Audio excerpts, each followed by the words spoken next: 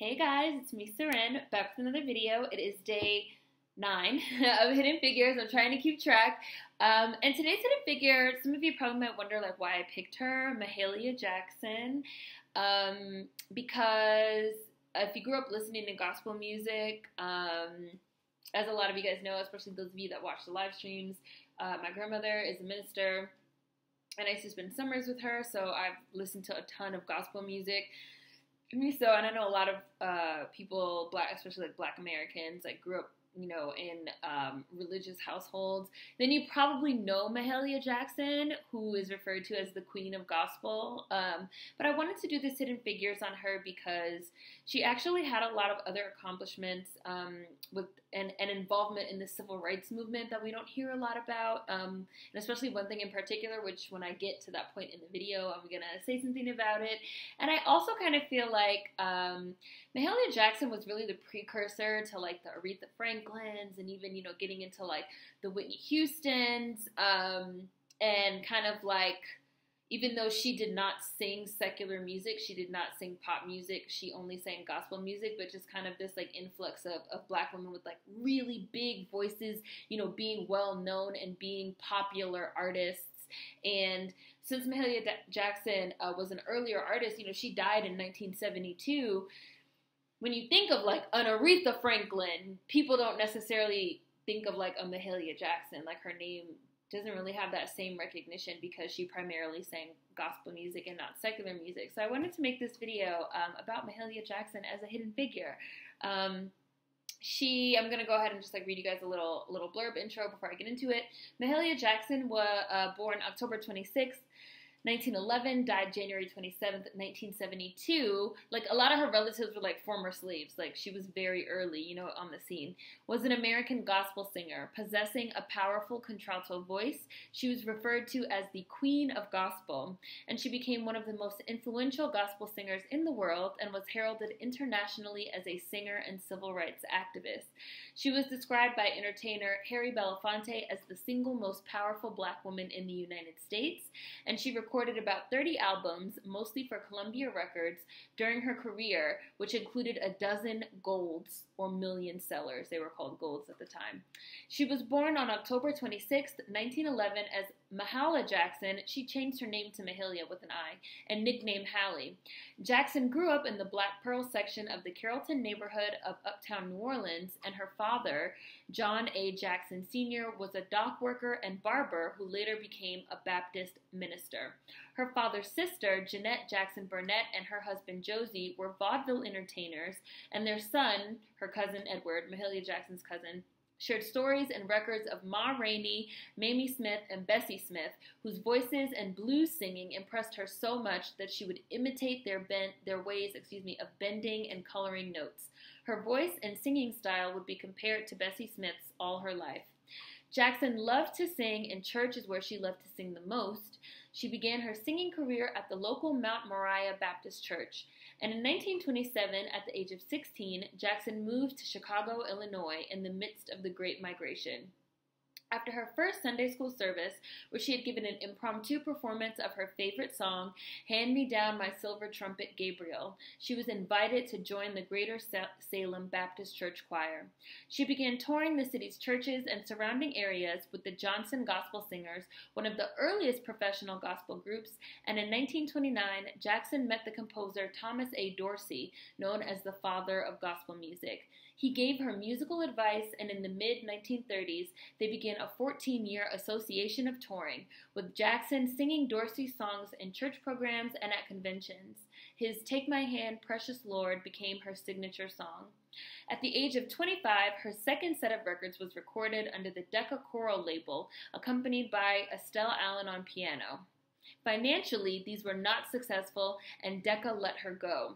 In 1947, Jackson signed with the Apollo label, and in 1948, she recorded the William Herbert Brewster song, Move On Up a Little Higher, a recording so popular, stores could not stock enough copies to meet demand, selling an astonishing 8 million copies in 1948, like moving records, like moving units. The song was later honored with the Grammy Hall of Fame Award in 1998. The success of this record rocketed her to fame in the US, and this was also after she got dropped from her previous label. So yet again, reoccurring theme, never give up. And soon after in Europe. During this time, she toured as a concert artist, appearing more frequently in concert halls and less often in churches.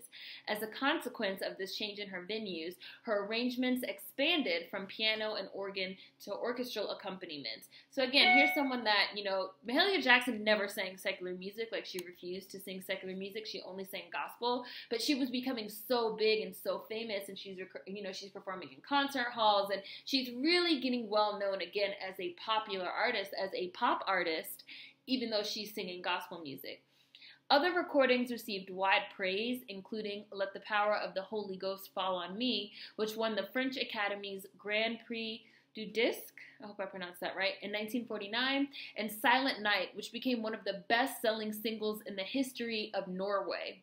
When Jackson sang Silent Night on Denmark's national radio, more than 20,000 requests for copies poured in. In 1950, Jackson became the first gospel singer to perform at Carnegie Hall when Joe Bostic produced the Negro Gospel and Religious Music Festival. She started touring Europe in 1952 and was hailed by critics as the world's greatest gospel singer. In Paris, she was called the Angel of Peace, and throughout the continent, she sang to capacity audiences. She began a radio series on CBS and signed to Columbia Records in 1954. A writer for Downbeat Music magazine stated on November 17, 1954, "It is generally agreed that the greatest spiritual singer now alive is Mahalia Jackson." Her debut album for Columbia was The World's Greatest Gospel Singer, recorded in 1954, followed by a Christmas album called Sweet Little Jesus Boy and Bless This House in 1956.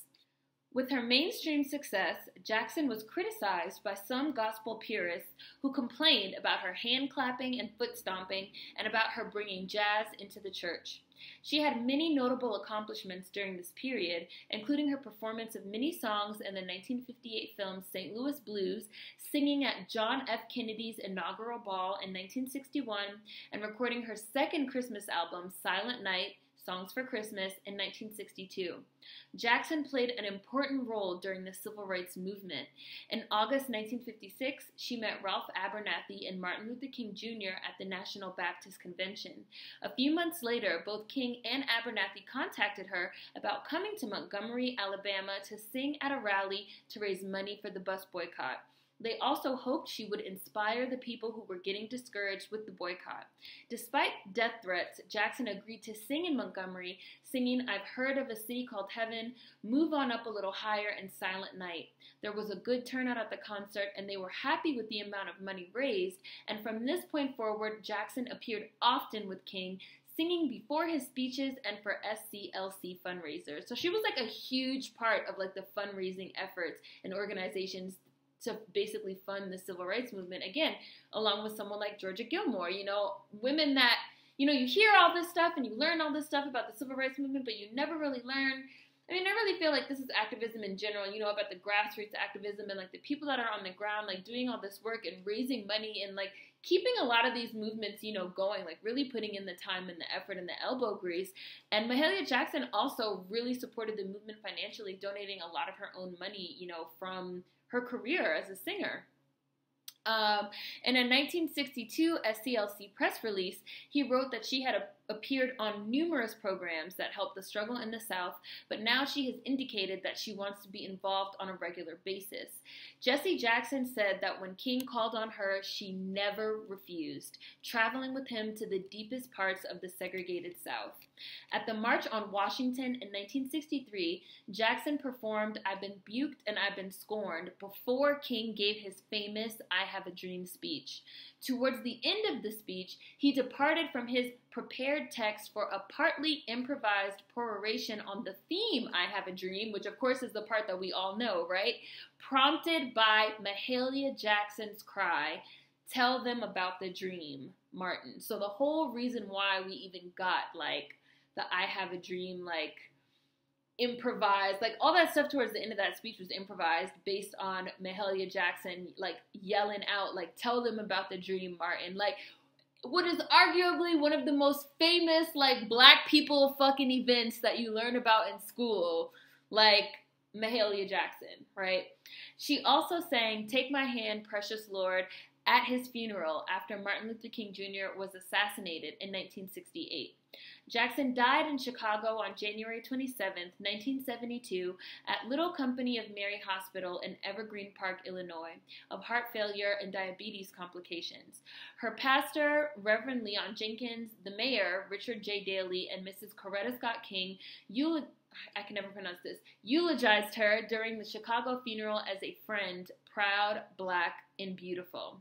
The National Academy of Recording Arts and Sciences created the Gospel Music or Other Religious Recording category for Mahalia Jackson, making her the first gospel music artist to win the prestigious Grammy Award. And in December 2008, she was inducted into the Louisiana Music Hall of Fame. A prominent namesake in her native New Orleans is the Mahalia Jackson Theater of the Performing Arts, and in 1967, she was inducted as a laureate of the Lincoln Academy of Illinois and awarded the Order of Lincoln, the state's highest honor, by the governor in 1967 in the area of the performing arts. And a quote that I want to read to you guys is, "I sing God's music because it makes me feel free," Jackson said once about her choice of gospel, adding, "It gives me hope. With the blues, when you finish, you still have the blues." And I like that quote because it talks a lot about